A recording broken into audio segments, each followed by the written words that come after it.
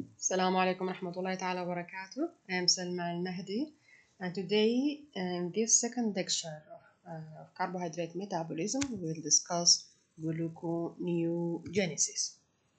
Our objectives are to define gluconeogenesis and explain its significance in cellular metabolism, to identify what is required to carry out the process of gluconeogenesis, and to identify the location of gluconeogenesis at organ and subcellular levels, to identify the various steps of gluconeogenesis, including the enzymes, substrates, and products, to identify reactions that are considered thermodynamic barriers and how to circumvent them, to list the main gluconeogenic substrates and identify their entry points, to discuss the reciprocal regulation of gluconeogenesis and glycolysis, and to discuss major disorders of gluconeogenesis, and to give examples of how drugs such as metformin and steroids influence gluconeogenesis, and to compare and contrast gluconeogenesis with glycolysis. Glycos, as we said, means sweet or sugar. Neos in Greek means new, and genesis in Greek also means origin or creation. So literally, gluconeogenesis means the creation of new glucose.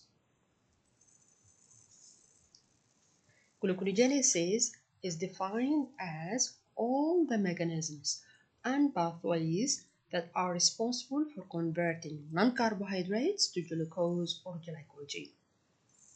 So it is not a single pathway, and it is not the mere reversal of glycolysis. It is all the mechanisms and all the pathways that will help the body in creating glucose from non-carbohydrate intermediates. The physiologic role of gluconeogenesis is to maintain blood glucose level. It helps in meeting the body's needs for glucose when glucose stores are depleted, for example, in prolonged fasting or starvation, during intense exercise, when the dietary intake, for example, dietary restriction of carbohydrates, or there is influence of hormones or disease conditions such as type 2 diabetes. Even when fat is supplying most of the caloric requirement, there is always a certain basal requirement for glucose, particularly for RBCs and nervous tissue, for sensitive glycerol from the hydroxyacid phosphate, and for supplying some citric acid cycle intermediates. Gluconeogenesis is expensive. To synthesize one glucose of molecule starting from pyruvate, the body will require 4 ATPs, 2 GTPs, and 2 molecules of NADH.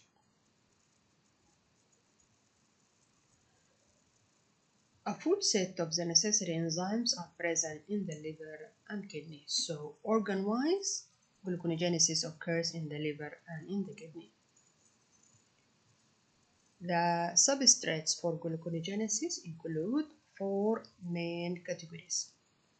Number 1 are glucogenic amino acids. So not all amino acids can be used to synthesize glucose, only the glucogenic amino acids. Lactate, glycerol, and the fourth one is propionate, which is more relevant to prominence.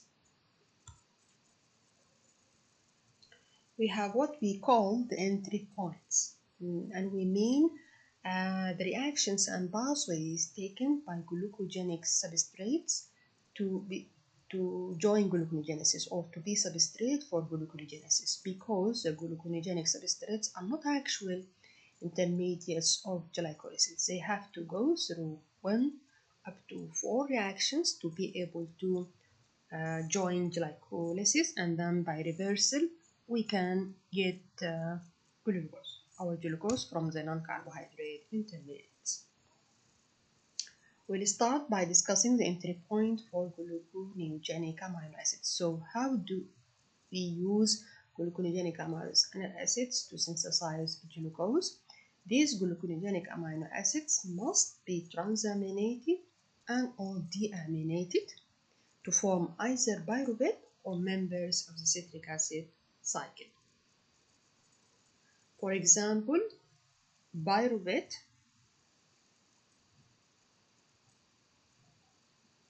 can be synthesized directly by one transamination reaction from alanine. So alanine can be but under the influence of transaminase can form directly pyruvate. Two amino acids can form fumarate, an intermediate citric acid cycle, as well as three can form succinyl-CoA, four can form glutamate.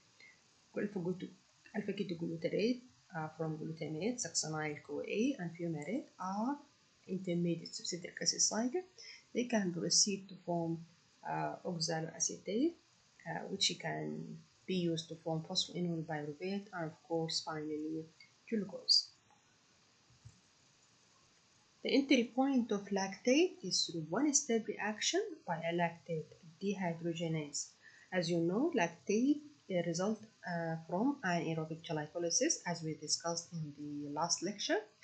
Then lactate dehydrogenase can oxidize lactate to pyruvate, and from pyruvate we can reverse the reaction of glycolysis to proceed to glucose. Remember Curie cycle, we said extrahepatic tissues, here muscles as an example, utilizes glucose by glycolysis ending up in pyruvate, and anaerobically of course will end up in lactate. Lactate will be released into the blood. It will reach the liver, where by the influence of also lactate dehydrogenase, pyruvate will be reformed and then will proceed through gluconeogenesis to form glucose. Glucose then can be available for extrahepatic tissues to be used. The entry point of glycerol, it requires a special enzyme called glycerol kinase. Glycerol kinase is only present in the liver and kidney, and this is one of the set of the necessary enzymes that are required for gluconeogenesis. Tissues that does not contain glycerol kinase cannot perform gluconeogenesis. Glycerol itself is a product of metabolism of adipose tissue. So when you break the adipose tissue, the fatty acid stores, glycerol is one of the products. Glycerol kinase converts glycerol to glycerol 3-phosphate. So it phosphorylates glycerol at position 3 glycerol phosphate. You can think of it as an active form of glycerols. Likewise, glucose 6-phosphate is also an active form of glucose. So another enzyme, a glycerol 3-phosphate dehydrogenase, then will oxidize the glycerol 3-phosphate to dihydroxyacetone phosphate, and this triose, as you know, is part of the intermediates of glycolysis.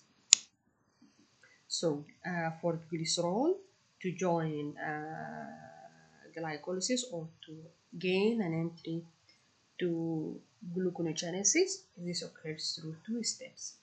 Glycerol kinase to convert glycerol to glycerol 3-phosphate, and then glycerol 3-phosphate dehydrogenase to convert glycerol 3-phosphate to dihydroxyacetone phosphate, and from now on it is almost in the middle of the reversal of glycolysis. The last one, propionate, as we said, it is important in ruminants as a major source of glucose. It enters the gluconeogenic pathway by being converted to succinyl-CoA and then through the citric acid cycle. It proceeds through forced reaction, whereby propionate, under the effect of an acyl-CoA synthetase, will be activated to form propionyl-CoA. CoA is like phosphate, fructose 6-phosphate, and glycerol 3-phosphate. So propionyl-CoA is an active form of propionate. Propionyl-CoA then will be converted to dimethylmalonyl-CoA by a carboxylase, and then by a racemase to the L form of methylmalonyl-CoA, and then bimethylamine-CoA isomerase will be converted to succinyl-CoA. Succinyl-CoA can then join the citric acid cycle, and by reversal of the citric by going through the citric acid cycle up to the point of oxaloacetate and exiting, then the molecule can join gluconeogenesis and form glucose. And this is a summary of the entry points for we said amino acids. Alanine, for example, can directly form pyruvate by transamination. The other glucogenic amino acid form intermediate citric acid cycle. Propionate goes through 4 reactions to form succinyl-CoA, then through the citric acid cycle, and then back into oxaloacetate and reversal of glycolysis. Lactate through lactate dehydrogenase can form a pyruvate. Glycerol, of course, through 2-step enzymatic reaction can form the hydroxyacetone phosphate and join the triose phosphates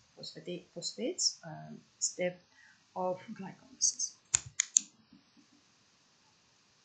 So overall, the gluconeogenic reactions involve reversible reactions of glycolysis, in addition to special reactions to overcome the irreversible reactions of glycolysis and citric acid cycle. All of them together form what we call gluconeogenesis.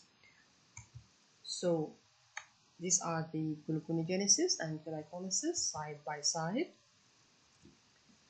The reversal is, of course, is easy. We need to talk about the irreversible reactions of glycolysis, 3 irreversible reactions of glycolysis.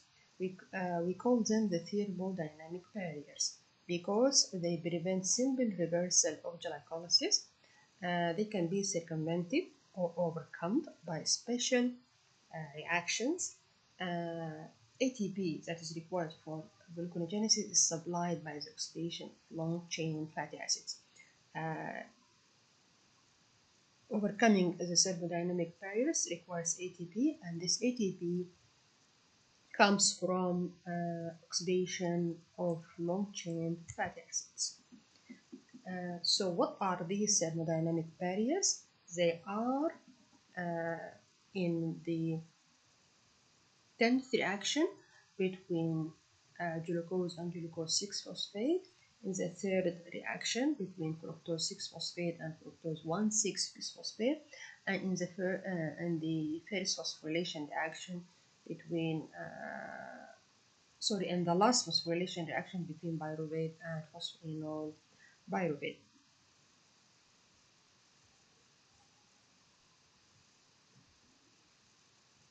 What are the circumvention reaction? Okay, for the step of pyruvate and phosphoenol pyruvate, it occurs in 2 reactions. We first need a pyruvate carboxylase to convert pyruvate to oxaloacetate, and then a phosphoenol pyruvate carboxykinase to convert oxaloacetate to phosphoenol pyruvate. The pyruvate carboxylase, which converts pyruvate to oxaloacetate, requires ATP, and of course for the carboxylation requires carbon dioxide. Note here, inorganic phosphate is released. In the second step, the phosphoenol pyruvate carboxykinase uses energy, however, in the form of GTP. GDP is released, carbon dioxide is released, and the high energy phosphate of GTP is now added to the phosphoenol pyruvate. As we said, phosphoenol pyruvate is a high energy compound. Phosphoenol pyruvate is an intermediate in the glycolytic pathway. To overcome the fructose 1,6-bisphosphate and fructose 6-phosphate barrier, phosphatase is needed, which is called fructose 1,6-bisphosphatase. And as the name implies, it removes the phosphate group from the fructose 1,6-bisphosphate, particularly from position 1 and the product will be fructose 6-phosphate with release of inorganic phosphate. The third circumvention reaction is between glucose 6-phosphate and glucose. Another phosphatase is used. In this instance, it is glucose 6-phosphatase, which removes the phosphate group from position 6 of the glucose 6-phosphate to result in glucose. And by this, we get complete reversal of glycolysis. Just to remind you, from down here, a thermodynamic barrier exists between phosphoenol pyruvate and pyruvate. It is circumvented by the combined action of two enzymes, and then this phosphorylation step between fructose 6-phosphate and fructose 6-phosphate in glycolysis to reverse it in the other pathway to get glucose. We need the action of a phosphatase, and also to convert glucose 6-phosphate to glucose, we need another phosphatase. So gluconeogenesis proceeding from pyruvate to glucose. If you want to use pyruvate as a gluconeogenic intermediate to synthesize glucose, you need these two reactions to circumvent the first thermodynamic barrier to form phosphoenol pyruvate, and then we get a simple reversal of all these reactions up to the step of fructose 1,6-bisphosphate, where you need the action of a phosphatase to overcome this thermodynamic barrier. And then, of course, the reaction between glucose 6-phosphate and fructose 6-phosphate is an isomerization reversible reaction. There is no problem here. Once glucose 6-phosphate is formed, we need another phosphatase to reform glucose. Glucose is now free of phosphorylation and can even diffuse out of the hepatic cell to go to extrahepatic tissues where it is needed. Regarding regulation of gluconeogenesis, it is reciprocally shared with glycolysis. So the two pathways, since they share the same reactions, however in opposite direction, it makes sense to regulate them, and this will have an added advantage of reinforcement, sort of a double action. Gluconeogenesis and glycolysis are reciprocally regulated by three mechanisms, including regulation of the rate of enzyme synthesis, covalent modification by reversible phosphorylation dephosphorylation, and by allosteric effectors, whether positively or negatively. Regulating the rate of enzyme synthesis is by induction or repression of the synthesis of key enzymes. This mechanism is a sort of slow mechanism taking several hours up to days. And all of the enzymes of a pathway will be induced or repressed in a coordinated manner. For example, if you want to activate glycolysis, then all the glycolytic enzymes will be induced, and at the same time, all the enzymes of gluconeogenesis will be repressed, and vice versa. Insulin is secreted in response to high blood glucose levels from beta cells in the pancreas. And of course, when insulin is present, it will activate glycolysis and inhibit gluconeogenesis. Additionally, insulin enhances synthesis of key glycolytic enzymes while antagonizing the action of glucocorticoids and glucagon. The glucocorticoids and glucagon actually perform the opposite action of insulin. They induce synthesis of key gluconeogenic enzymes and inhibit glycolytic enzymes. If you look here, this table nicely demonstrates the coordinated induction or repression of key glycolytic and gluconeogenic enzymes, particularly We are talking about the enzymes that catalyze reversing the thermodynamic barriers. Glucokinase is induced by insulin. So insulin, in response to high glucose in the blood, will induce glucokinase, a glycolytic enzyme. It will also induce phosphorfructokinase, a glycolytic enzyme, and induce pyruvate, a glycolytic enzyme. At the same time, simultaneously, insulin will repress the gluconeogenic enzyme, as we'll see in the next slide. When there is starvation and carbohydrate and glucose in particular are low in the blood, glucagon comes to action.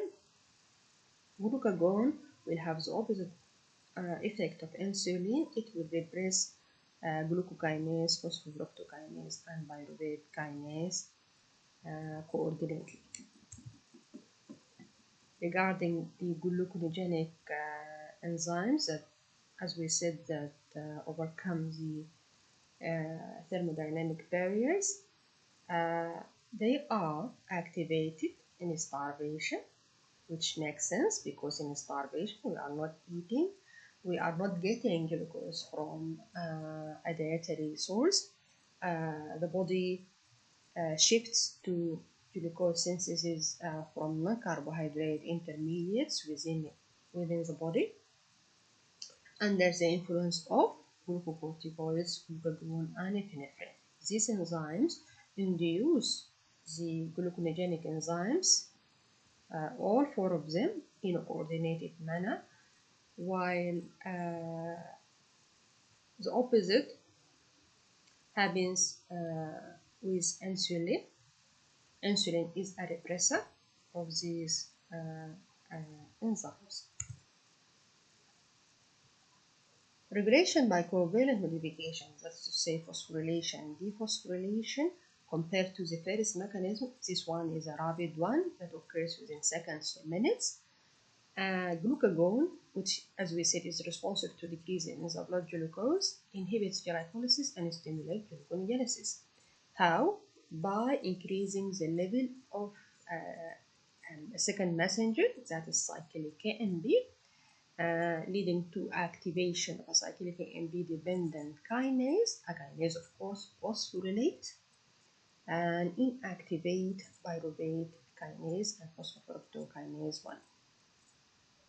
Insulin acts by increasing the levels of intracellular calcium, which leads to activation of a phosphatase. The phosphatase, of course, removes the phosphate group, leading to activation or inhibition of the intended enzyme. For example, here, this table shows us that pyruvate kinase is active in the dephosphorylated form. So when glucagon through cyclic KMB activates a kinase, it will lead to inhibition of pyruvate kinase and inhibition of glycolysis.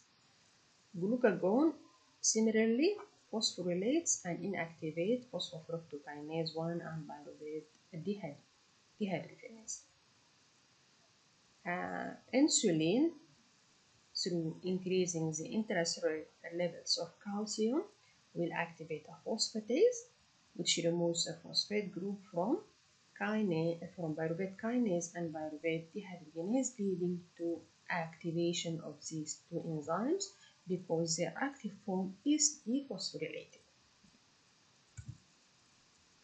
The third mechanism is allosteric regulation, is very fast, instantaneous, in milliseconds or seconds. The two main allosteric effectors that we will discuss today are acetyl-CoA and fructose 2,6-bisphosphate. Acetyl-CoA is an allosteric activator of pyruvate carboxylase. It decreases its Km value, the mechanism constant. It increases its affinity, and by that it will ensure continuous supply of oxaloacetate because pyruvate carboxylase acts on pyruvate and forms oxaloacetate. There is reciprocal inhibition of pyruvate dehydrogenase, and this mechanism explains how fatty acids spare pyruvate and stimulates gluconeogenesis. Let us see. You have already discussed this slide in the citric acid cycle lecture, but let's go through it again. We said acetyl-CoA is an allosteric activator of pyruvate carboxylase, leading to the formation of oxaloacetate. Oxaloacetate here will exit to form phosphoenol pyruvate and finally to form glucose. So oxaloacetate helps in using pyruvate as a gluconogenic intermediate to form glucose. At the same time, acetyl-CoA is an allosteric inhibitor of pyruvate dehydrogenase. Pyruvate dehydrogenase, when acts on pyruvate, will form acetyl-CoA. And as you can see here, there are two sources for acetyl-CoA. Acetyl-CoA can come from glycolysis from carbohydrates through the pyruvate dehydrogenase, or acetyl-CoA can come from lipids, from fatty acids breakdown, from long chain fatty acids breakdown, so from carbohydrate and from lipids. When there is a lot of when there is no carbohydrate, or the carbohydrate is limited in the body will decide to turn on gluconeogenesis, and at the same time the body will be breaking down its fat stores, so there will be a lot of acetyl-CoA. This acetyl-CoA will inhibit the pyruvate dehydrogenase and then will block this pathway, so acetyl-CoA will no longer be coming from the carbohydrate source. It will be coming only from the fat, the acid breakdown, while inhibiting the second source from carbohydrate. And this acetyl-CoA at the same time will activate the pyruvate carboxylase, so pyruvate that is coming from glycolysis will proceed to form oxaloacetate and will be spared for gluconeogenesis instead of going into the citric acid cycle, or instead of forming acetyl-CoA. The second allosteric effector is an important molecule that is fructose 2,6-bisphosphate. Fructose 2,6-bisphosphate is synthesized by and broken down by the same enzyme, that is phosphofructokinase 2. Phosphofructokinase 2 is equivalent to phosphofructokinase 1 of glycolysis. However, phosphofructokinase 2 functions in gluconeogenesis. Phosphofructokinase 2 is a dual action enzyme. It is a bifunctional enzyme that can act as a kinase and as a biphosphatase. The production of fructose 2,6-bisphosphate by phosphofructokinase 2 is under both allosteric substrate and covalent modification by hormones, that's phosphorylation and dephosphorylation. Fructose 6-phosphate, which is the substrate for phosphofructokinase 2, stimulates the kinase activity and inhibits the phosphatase activity. Let us see how that happens in a minute. Fructose 2,6-bisphosphate plays a unique role in regulating glycolysis and gluconeogenesis, particularly in the liver. Fructose 2,6-bisphosphate molecule is an allosteric activator of glycolysis through activation of the phosphofructokinase 1 by increasing the affinity of the enzyme, and at the same time, reciprocally, fructose 2,6-bisphosphate inhibits gluconeogenesis by inhibiting the fructose 1,6-bisphosphatase activity by increasing its Km and reducing its affinity to the substrate, the fructose 6-phosphate. So this is here in the middle, this is our enzyme. It is composed of two parts, and a kinase and a phosphatase. The red indicates when the unit is active, and the blue indicates when the catalytic activity is inactive. So